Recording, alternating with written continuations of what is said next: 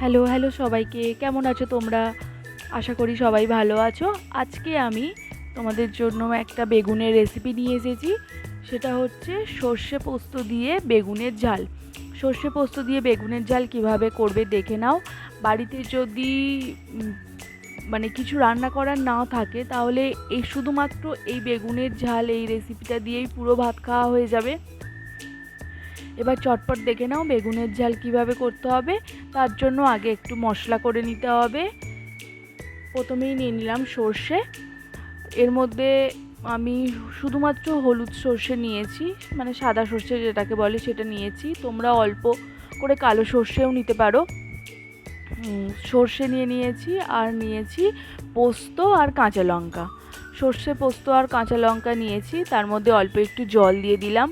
জল দেওয়ার পর আমি মশলাটাকে ভালো করে বেটে নিচ্ছি। মশলাটাকে ভালো করে বাটার পর আমি রান্নাটা শুরু করব। তার আগে বলে দিই, আমার চ্যানেলের রান্না কেমন লাগছে তোমরা অবশ্যই আমাকে কমেন্ট করে জানাবে। ভালো লাগলে চ্যানেলটাকে সাবস্ক্রাইব করবে, কমেন্ট করবে, পাশে থাকবে, লাইক করবে।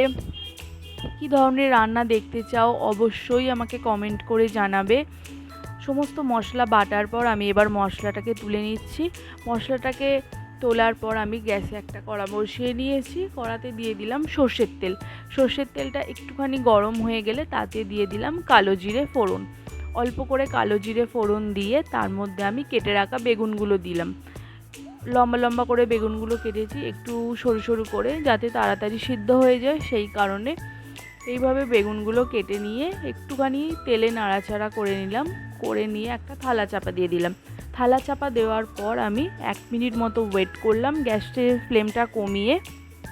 1 মিনিট ওয়েট করার পর বেগুনটা হালকা একটু সফট হয়ে গেছে, তো আবার একটুখানি নাড়াচাড়া করে নিলাম। নাড়াচাড়া করে নিয়ে যে মশলাটা আমি করে রেখেছিলাম সেই মশলাটা আমি এবার দিয়ে দেব। সেই মশলাটা দেওয়ার পর সেটাকে এবার ভালো করে মিশিয়ে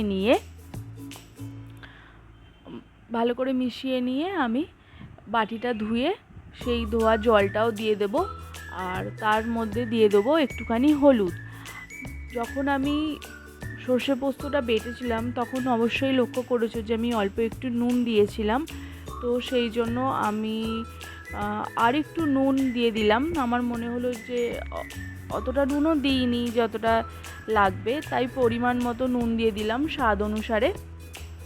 নুন দেওয়ার পর আমি আবার থালা চাপা দিয়ে দিলাম এবং গ্যাসের ফ্লেমটাকে একদম কম করে দিয়েছি।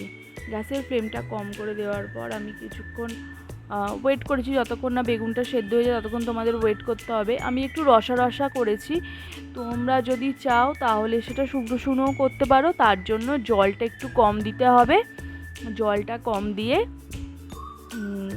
বেগুনটা যখন সেদ্ধ হয়ে যাবে, তাও যদি দেখো যে একটু জল আছে, তাহলে গ্যাসের ফ্লেমটা বাড়িয়ে দিয়ে জলটাকে মেরে নিলেই পুরো শুকনো হয়ে যাবে। তো আমার বেগুনগুলো সেদ্ধ হয়ে গেছে, তো রান্না আমার কমপ্লিট। এবার আমি নামিয়ে নেবো। আর ওপর থেকে একটু সর্ষের তেল ছড়িয়ে নিয়েছিলাম। সর্ষের তেল ছড়িয়ে নিয়ে আর একটুখানি ফুটিয়ে নিয়েছিলাম। তো আমি এই অবস্থাতেই নামিয়ে নেবো। রান্না আমার কমপ্লিট। আমার রান্না কেমন লাগলো অবশ্যই আমাকে জানাবে। ভালো লাগলে চ্যানেলটাকে লাইক করবে, সাবস্ক্রাইব করবে, বেল আইকনটা প্রেস করে পাশে থাকবে। আজকের মতো টাটা, ভালো থেকো, সুস্থ থেকো। আবার অন্য দিন অন্য একটা ভিডিও নিয়ে হাজির হব। টাটা।